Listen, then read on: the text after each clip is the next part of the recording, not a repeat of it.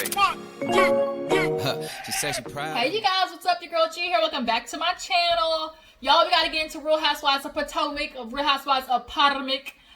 This actually was a filler episode. Wasn't really too much going on. They kind of actually just enjoyed the trip this time. There was a couple of good conversations, but overall the episode was pretty mild. So we're gonna get into it. I'm just super happy. It's Monday, trying to start out fresh, a new week, a new hustle, a new struggle, like everything. So I hope everybody had a good weekend. I hope everybody's ready to start a new week off and just, you know, shoot for the stars. Try to hit that goal that you're trying to reach, you guys. I'm super happy that I got this hair wash this weekend. I had a perm. I let that shit sit in there for like a good 45 minutes. Y'all got the babe. Look at the hair. Look at the edges, y'all. You can't tell me them hoes ain't slicked back. Okay, fried, dyed, and laid to the side. Got everything slicked back. Okay, baby hair is on fleek. Then I got the back twisted. I just kind of like a little protective style for right now. Got everything twisted. With my hair being those braids for so long though, it really grew. Like this is with it twisted. Like it's all the way out here, like twisted. So when I finally take it down, like see, like my hair really grew. And then this side for sure, like I'm getting there. Like I've been trying to grow my hair for so long. But now it's finally getting there and I'm just super excited / annoyed because this shit is thick though. So when it's time to get it done, y'all, it's just a work. But I'd rather be I have all this hair than bald headed, okay? But nonetheless, let's go ahead and get into Real Housewives of Potomac. So we basically open up the episode with Karen still getting Gizelle's ass together. She's like, I see Jamal, but that ain't nothing. Like, we see him in your phone all the time. Like, when are we gonna see him in person? You seen Jamal? You seen Jamal? Hell, the fact that Robin hasn't even seen Jamal, like, it should be a telling situation right there. But Gizelle's like, why should it matter? You're just being such a hypocrite. She feels like Karen, the person who never wants to say anything about her life unless she's drunk. First of all, Karen should not tell none of you hoes anything, especially you, Gizelle, because anything that Karen has ever told you in the past, you have thrown right back in her face. So she's learned one too many times that you cannot be trusted with, you know, personal information. So yeah, she's not going to tell you shit anymore. Like she said, would you tell Satan everything? And secondly, Karen being quiet about her life because of what you've done to her is totally different than you not even bringing your man around, period. Like, for nothing. Like, he does not come around these ladies for any event.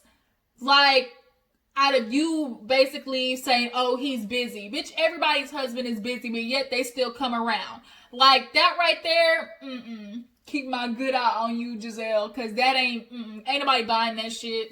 But they end up moving on from that conversation to Karen talking about Juan. Because she was like, well, Gizelle, you know, I saw you outside of the jewelry shop with Juan. So, ooh, girl, Rob, you might want to get ready. You might want to get ready.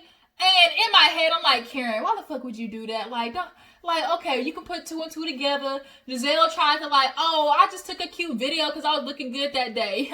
Psych, bitch, you had Sesame Street vest on in that video. Shit, I don't know what the hell that vest was made out of. Looked like you took Cookie Monster and dyed them black with that vest. But nonetheless,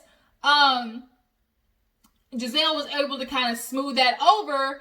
But then, you know, obviously they asked, you know, Robin, like, are you ready to get married? And we know Robin is ready to get married. We are so sick of this song and dance. Like 2 seasons ago, he was like, oh, you know, I'm ready. And she still sits with the, oh, you know, I'm going to wait on him. I'm not changing anything. I know with the football season, things get busy. So I'm not going to pressure him. I'm just going to keep doing what I've been doing. I'm definitely not asking him to marry me. I'm not going to be the one to propose. And it's like, Robin, do you hear yourself? Like, I want you to listen to what you just said. You literally said, basically, I'm going to stay at home and keep continuing to do the same shit and hope that Juan decides he wants to be me one day. Like, what the actual fuck? Like, Robin, come on, baby. That ain't, I guess, you do you. I guess Juan's penis just has to be that good. Cause I ain't waiting all these years for no nigga staying at home cooking and cleaning for his kids while he go around the world. Nah, yeah. I just can't. Then we end up talking about Candace and her, want for a baby now. She's ready to become a mother. And Ashley's just kind of looking at her like, like, that's interesting.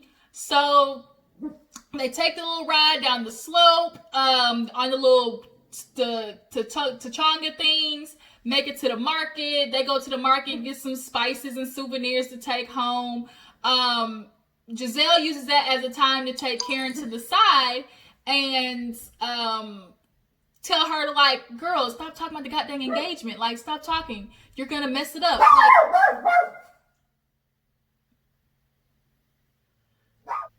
back to what I was saying. So Gizelle confronts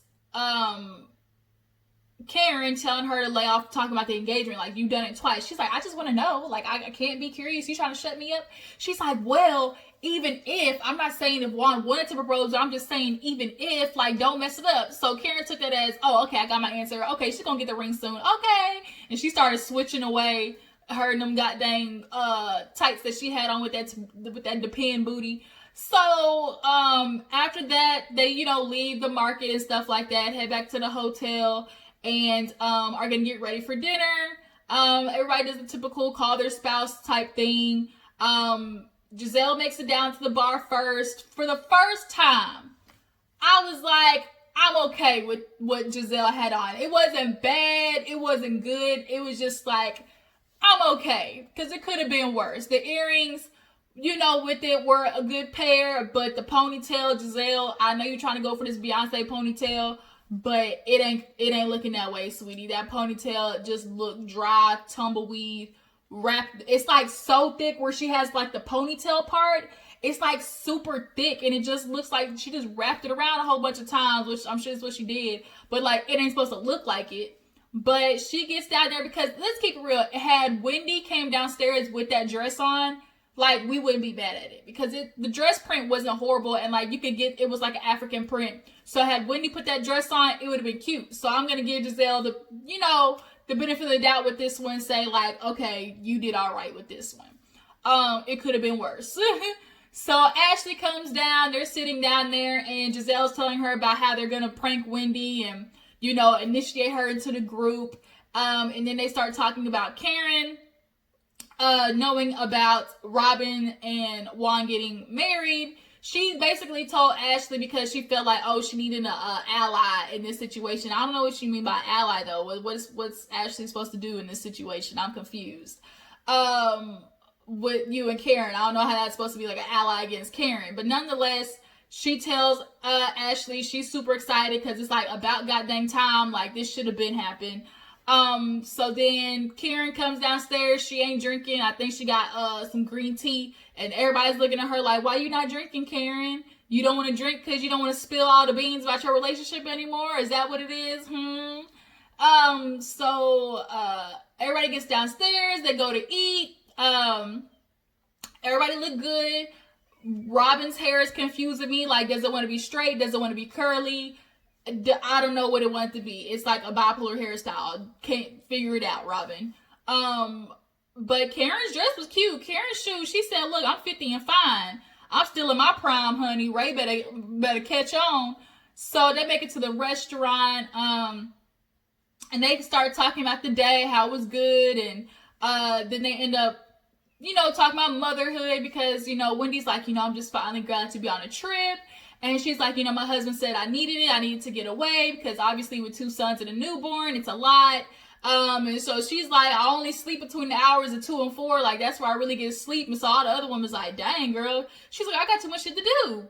So then Candace uses that as an opportunity to be like, just listening to you ladies about y'all's, the taboo topics of motherhood, Ashley ripping your anus, you guys talking about, just waking up, still being able to do stuff as a mother. It's just really inspired me, made me feel like I really can do it. And like, I'm ready to be a mom now and have a baby. So everybody's like, oh, like, that's so sweet. And Candace gets in the confession, like, she's getting ready to tear up. There we go. Wendy already knew. She's like, bitch, take this napkin. It's already folded up. Here you go. So, Candace, if you don't use this as an opportunity to start a handkerchief line, bitch, okay, take lemons and turn it into lemonade. Because you and these tears, honey, like, turn them tears into dollars. So in her confessional, though, she lost me all the way with this one.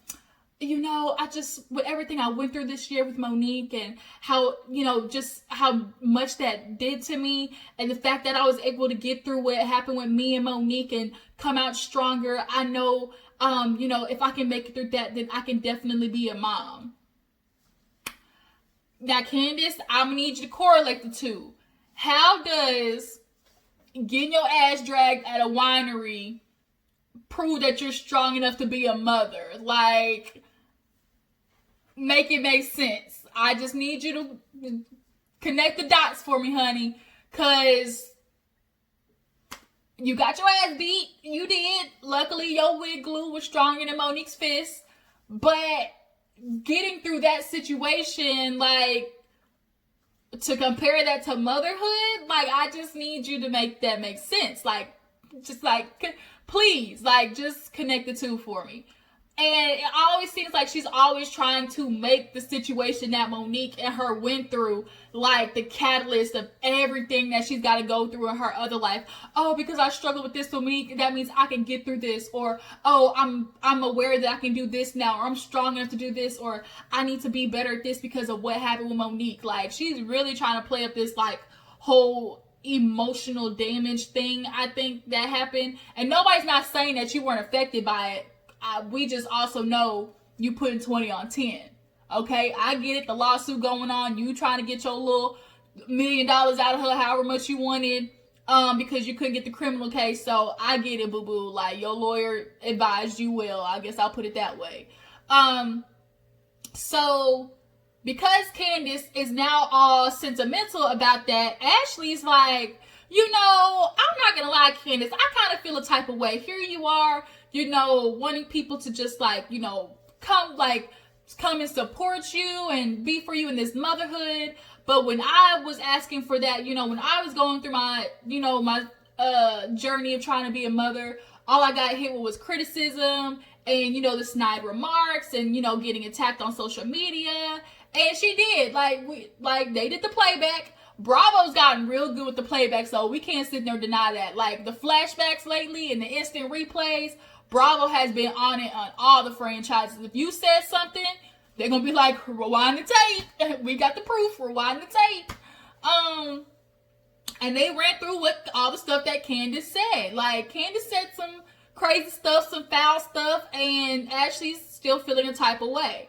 Now, Candace, her therapy is doing well because she didn't pop off. She was kind of like, okay, Ashley, I don't want to go back, but,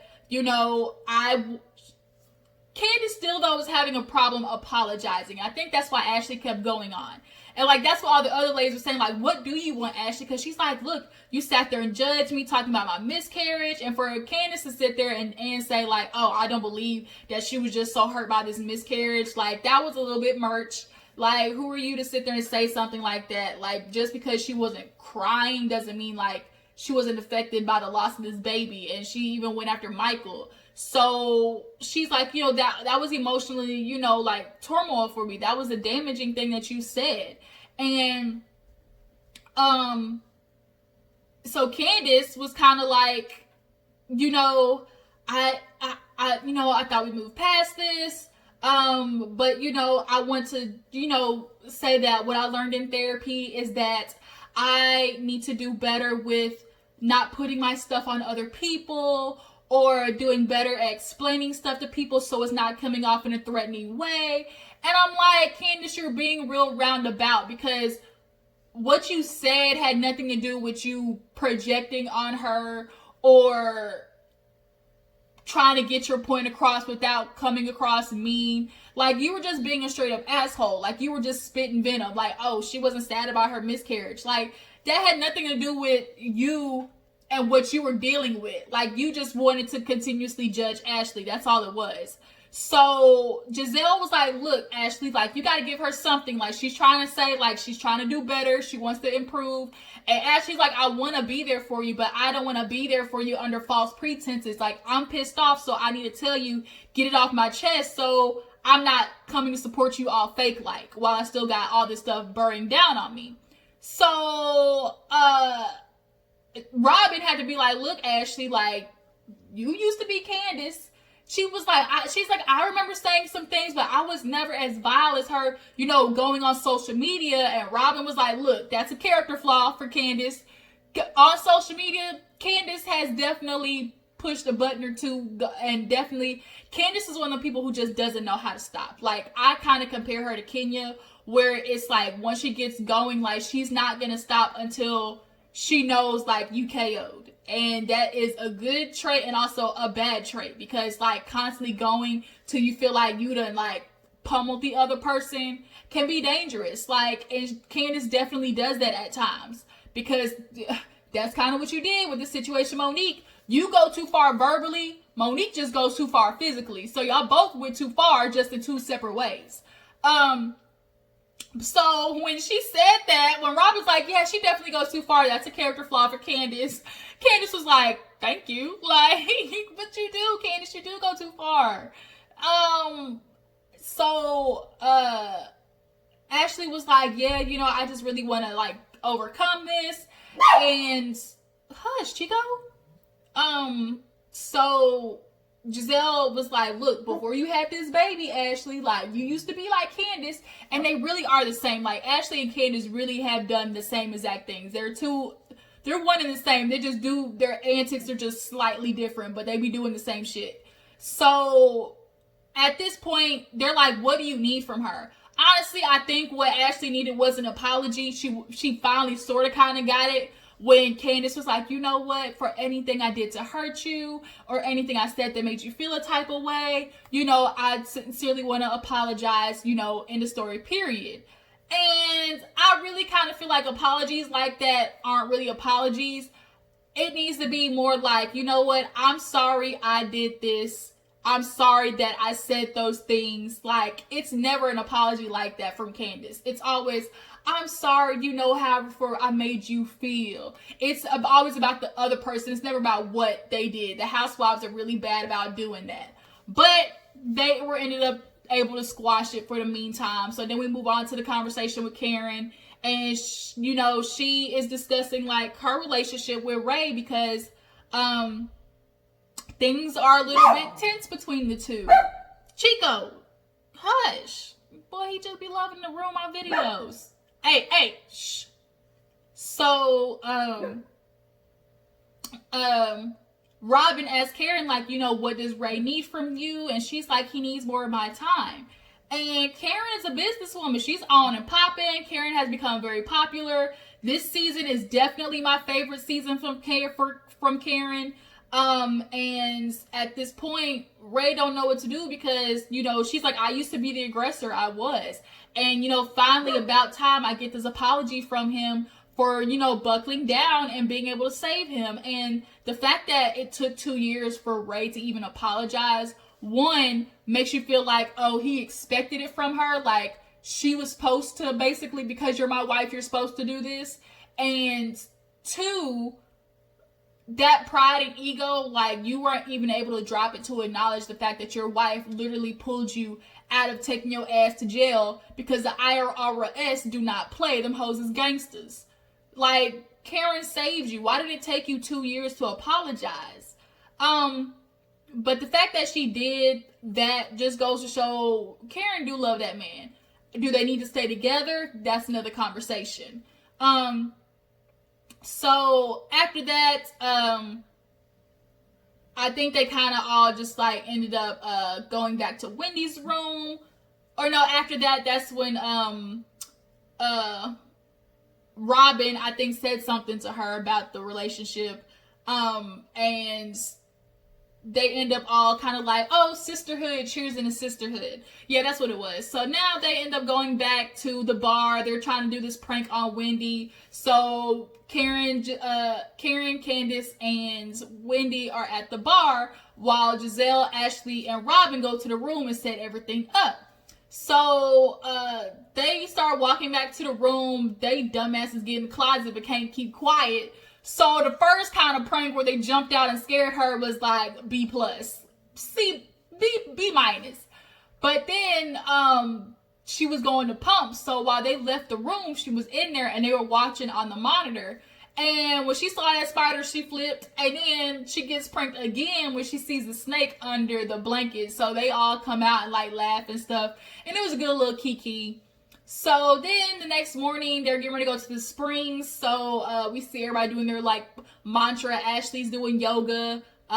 Candace is getting ready. And Candace and Karen actually end up talking on the balcony a little bit. And Karen just kind of tells Candace, like, you know what, I'm proud of you. I can definitely see the therapy has been working. You know, I still want to let you know that I support you. I think what Ashley's going through is needing to get over the things you said because they were, you know, strong. But that's Ashley's, you know, thing that she has to get over. But at least you are acknowledging, you know, you're wrong doing in that situation. And I'm glad Karen can show Candace, like, look, I'm not going to choose sides. I will support Monique, but I also will support you and acknowledge you when you're doing things right.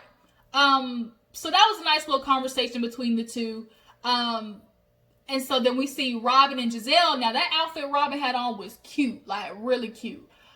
She goes downstairs and tells Gizelle, like, oh snap, I got the pictures back from the shoot. And they want to use everybody but Karen. And she's like, I feel bad because the picture wasn't like that good.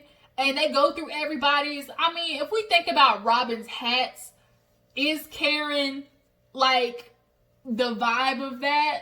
Not really. They could have used the one where like her head was slightly tilted down and you could see the actual hat. But overall, like when you think of Robin's hat business, Karen don't really coincide with that. So Ashley comes down and ends up talking to the girls about her doing the disposition for Monique. They immediately feel a type of way. They're like, really? Like, now you're going to sit there and tell Monique, be on Monique's side after what she did to Candace? Like, Robin's like, oh, basically you want to character assassinate Candace. And what Ashley's doing is what any friend would do for, you know, for somebody that they consider close. Or what Gizelle said in her confessional. Basically, Ashley's admitting, you know, when Michael was going through his stuff, Monique, they destroyed that footage, allegedly. And the family didn't do anything to basically take Michael's ass out and send him to jail, okay? So he could play with people's booties in there. They kept it hush-hush. So in return, Ashley is doing this disposition against Candace for Monique. Not necessarily against Monique, but for Candace, you know? So now they're looking at her like, how dare you? Like, don't expect Candace to want to be your friend. Y'all finally got, you know, some type of kudos between y'all. And now you basically gonna F that up, trying to, you know, be there for Monique. And Ashley's not feeling a type of way. She's like, look, if I lose her, then, you know, so be it. But, you know, I owe Monique that much. And, I mean, I guess she really low-key do because Michael ass would be in jail right now if Monique's footage came out. I mean, the shit got leaked anyways. Like, I don't know if y'all saw, but there's a leaked footage of what Michael did grabbing the cameraman's ass. Like, it's out there now. But they have now forged this friendship over Monique covering Michael's behind, okay? So Ashley knows that, bitch, I know I owe you, so here it is. But let's keep it real. If the shoe was on the other foot and Candace asked any of those ladies, i.e. Robin and Gizelle, to talk about Monique's character, the bitches would hop right clean on it. Like, let's keep it real. So that's where the episode ends. Them looking at Ashley like, bitch, don't expect no good result after this. And that's where we see the preview for next week where Candace basically tells Ashley F off. So tell me guys what you think about that though. Is she wrong for doing the disposition for Monique? And do y'all feel like if the shoe was on the other foot and Candace asked either Robin or Gizelle to talk about Monique's character, would they do it? Do y'all believe that they would do it in favor of Candace? But yeah, that's pretty much it. Not too much going on. So yeah, I'll be back this week hopefully for an episode of Daily Squeeze. I will talk to you guys later. Make sure before you go to like this video, subscribe to my channel. I'll catch all you guys later. Deuces.